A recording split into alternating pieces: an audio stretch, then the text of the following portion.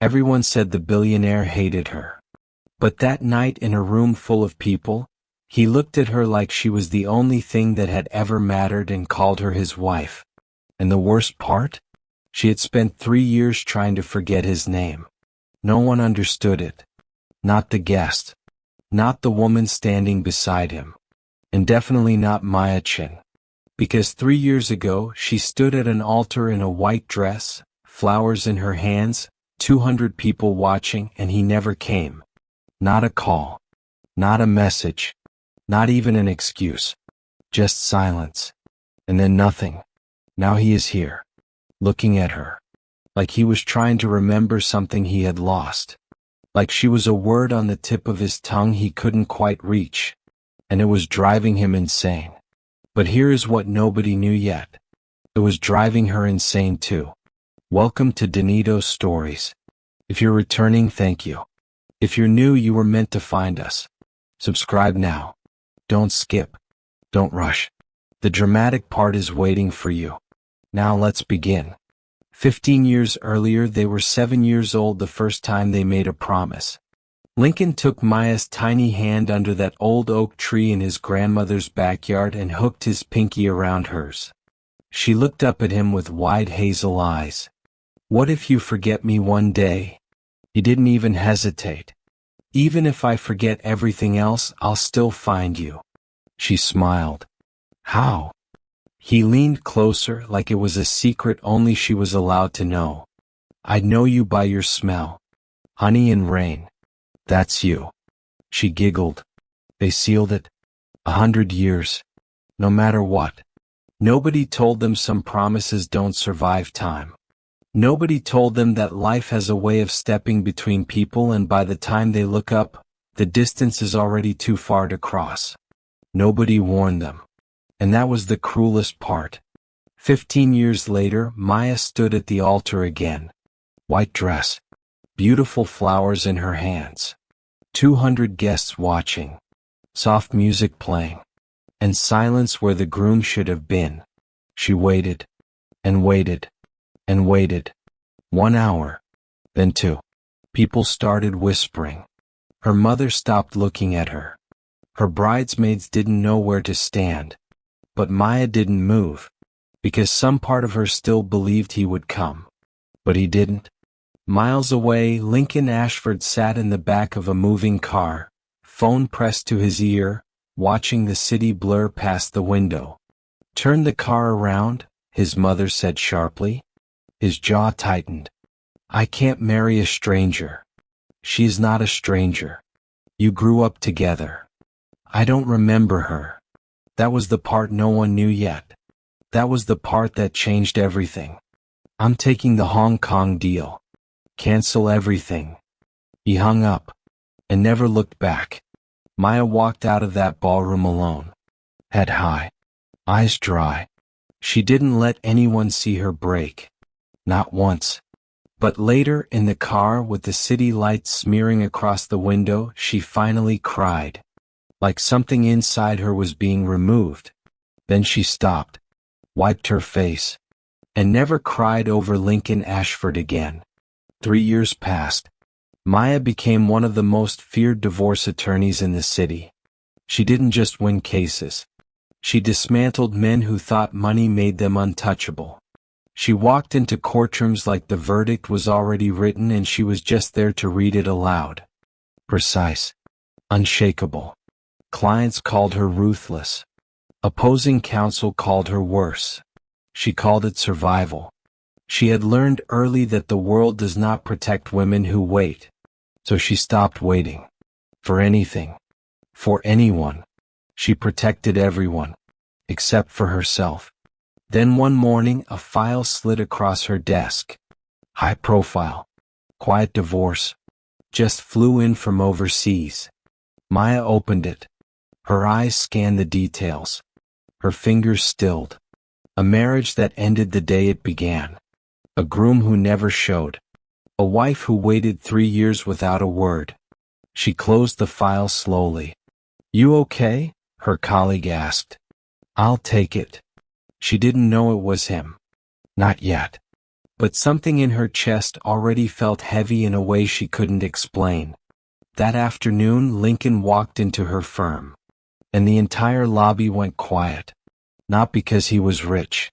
Men with money walked through those doors every week. This was different. Men like Lincoln didn't enter rooms. They occupied them. Like the air rearranged itself to accommodate him. Tall, controlled, unreadable. Every movement deliberate. Like he had never done anything by accident in his entire life.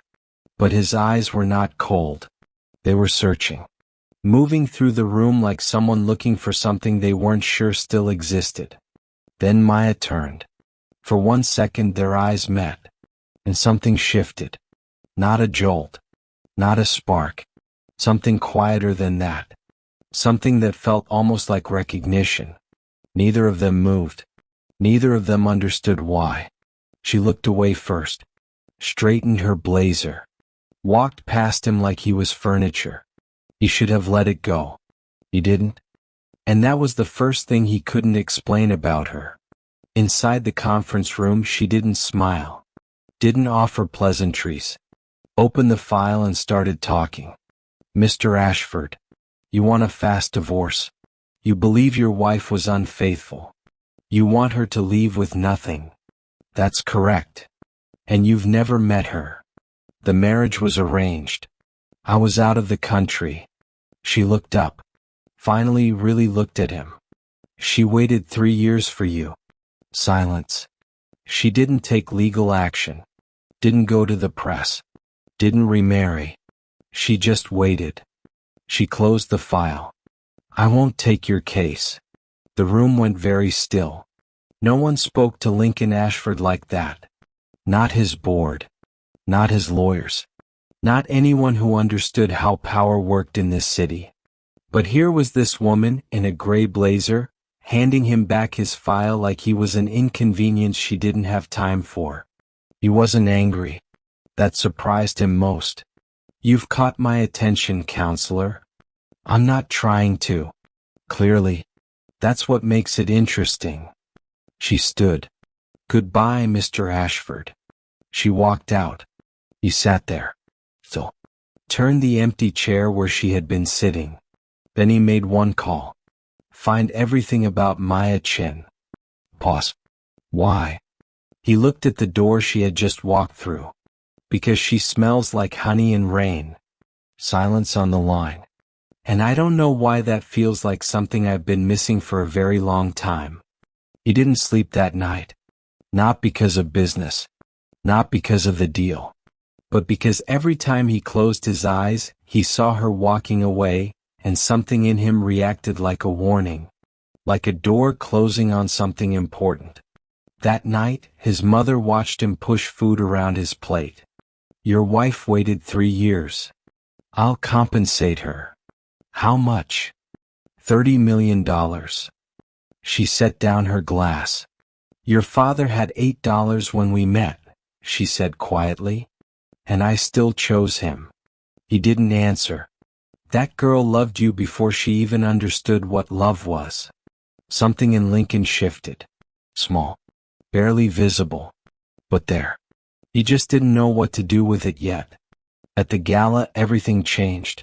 If you're feeling this story, like and share it so others can find it.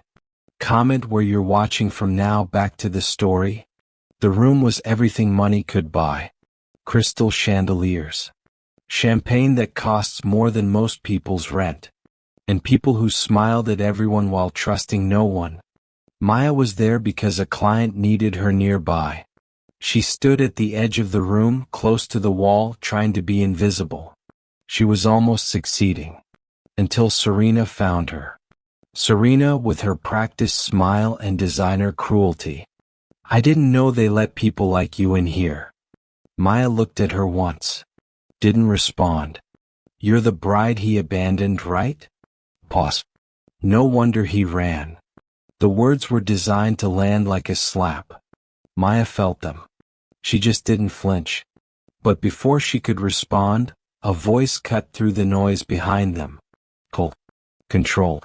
Final. That's enough. Lincoln. standing close enough that the room noticed, close enough that it meant something. His eyes didn't leave Serena's face. She is my wife. The words dropped like stone into water. Ripples everywhere.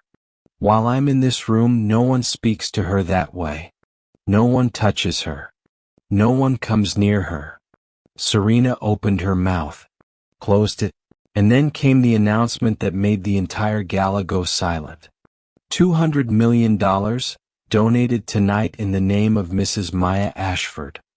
Gasp. Whispers. Cameras turning. Maya stood completely still. Later at the elevator, the crowd had thinned. She waited for the doors to open. He stood beside her.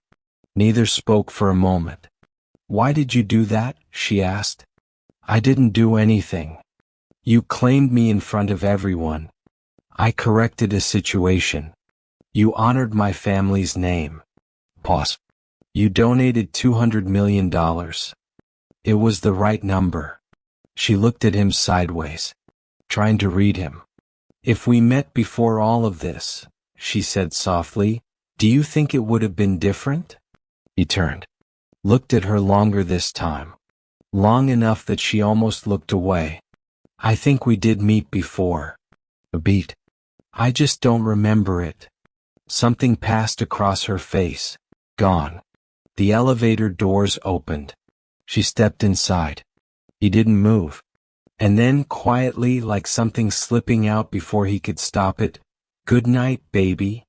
The word landed differently than anything else he had said all night. Softer. More certain. Like it belonged somewhere specific. Like it belonged to her. Maya froze. Her hand stopped against the elevator wall. She turned and looked at him. Really looked.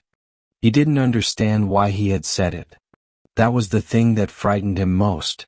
The doors closed between them. That night, neither of them slept. The next morning, he saw her in the hospital corridor. She didn't know he was there. She was sitting beside a small child, a patient maybe 6 or 7, reading something aloud. Her voice was different than the one in the conference room. The child laughed at something she said. Maya laughed too. And for just a moment all the armor was gone. Lincoln stood in the doorway and felt something break open in his chest. Quietly. Without warning. Like a window giving way to weather it had been holding out for years. He left before she saw him. Later that same afternoon the truth arrived. His assistant placed a folder on his desk. Maya Chen. Pause. Your wife. Another pause. The lawyer you hired to handle your own divorce. Lincoln sat very still.